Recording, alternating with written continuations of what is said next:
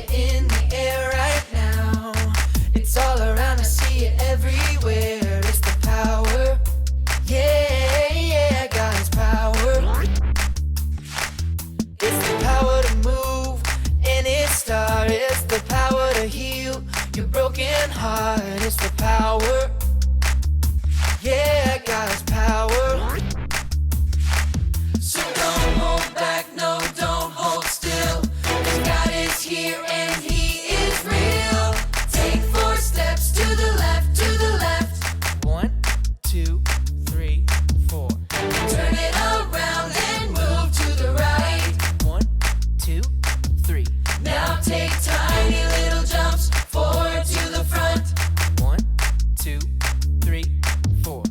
4 jumps back, but you better look back. 1, 2, 3, 4. Now freeze. And everybody clap your hands. Now stop. I feel it in the air right now. It's all around, I see it everywhere. It's the power. Yeah, yeah, God's power.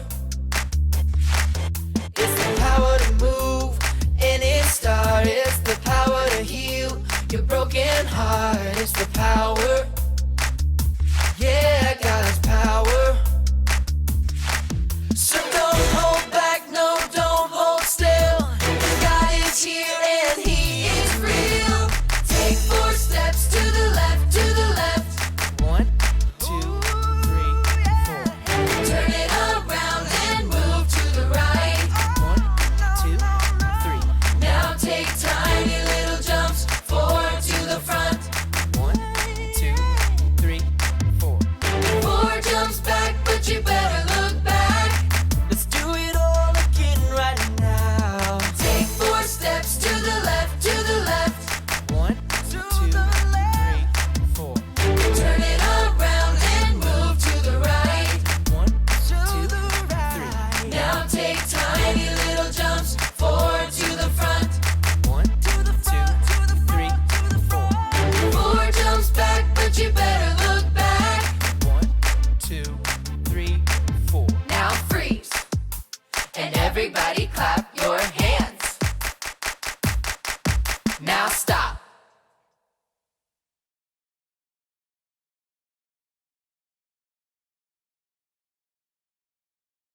Hi everyone, my name is Bree, and I miss hanging out with you guys on Sundays, but I'm going to read you a story from the Old Testament called God to the Rescue. It's a story about Moses and the great escape from Egypt, from Exodus 3 through 13. Joseph and his brothers grew old and died, but their children's children stayed on in Egypt, where they became a very large family. Later on, a new king began to rule, but this Pharaoh didn't remember Joseph, and he didn't like God's people. He made them into his slaves and beat them and made them work harder and harder. God's people cried out to God to rescue them, and God heard them. He remembered his promise to Abraham. He would look after his people. He would find a way to set them free. One day, Moses was looking after sheep when something caught his eye. A bush was behaving very oddly. It was flickering with flames, but its leaves weren't burning up. He took a closer look, and you could see the flames right there. "Moses," boomed a big voice. Moses leapt back. The bush was talking to him. "I have seen their tears, so I have come down to rescue them. Go to Pharaoh and tell him to let my people go free." Moses was afraid, but God said, "I will be with you." I would be afraid too. So Moses went to Pharaoh. "Pharaoh," Moses began, "God says." "God?" said Pharaoh. "Never heard of him." Moses kept going. "God says let his people go free." "Why should I?" Pharaoh said. "Don't want to. Won't." So he didn't. So God gave Pharaoh 10 warnings called plagues. First, God turned the river Nile into blood. No one could drink the water, but still Pharaoh would not let them go. So God made frogs come hopping and leaping and jumping In your bed, frogs. In your hair, frogs. In your soup, frogs. All over, everywhere, frogs. Make them go away, Pharaoh screamed. Then your people can go. So God took the frogs away. You can see us hanging around in the hair. That doesn't look fun. But Pharaoh changed his mind. You can't go, he said. Then God sent zillions of gnats, but still Pharaoh said no.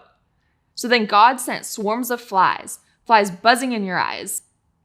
And after that, sickness and horrible boils, and huge hailstones, and a storm of locusts, then darkness when it should have been day, until it seemed that the whole world, creation, and everything was coming undone, falling back into darkness and emptiness and nothingness.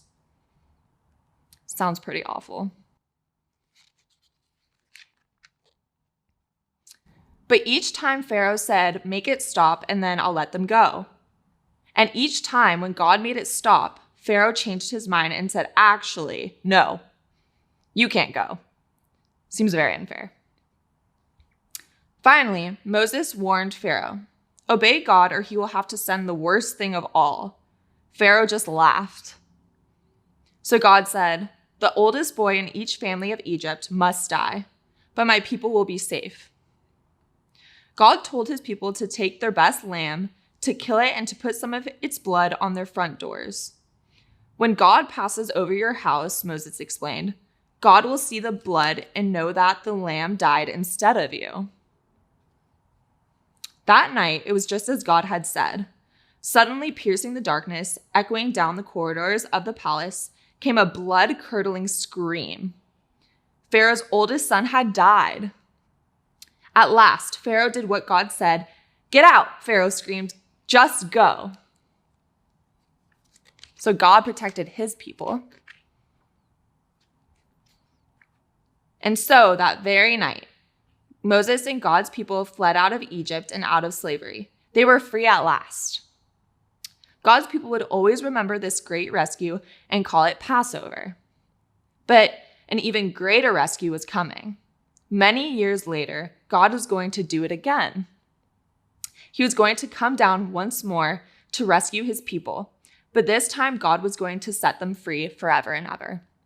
And as you continue to read the Bible story, you'll find out who that was. So, as a summary, God provided to his people safety and rescued them from Pharaoh. And he rescues us every day. So I just want to pray for you guys. I know this is a scary time, but you're lucky you have each other and you have God with you. Dear Lord, thank you for all of the Park Hill kids and the staff, and that we have your word to keep us hopeful and peaceful during this scary time. I pray that you keep us safe and joyful, and thank you for rescuing us every day. Amen.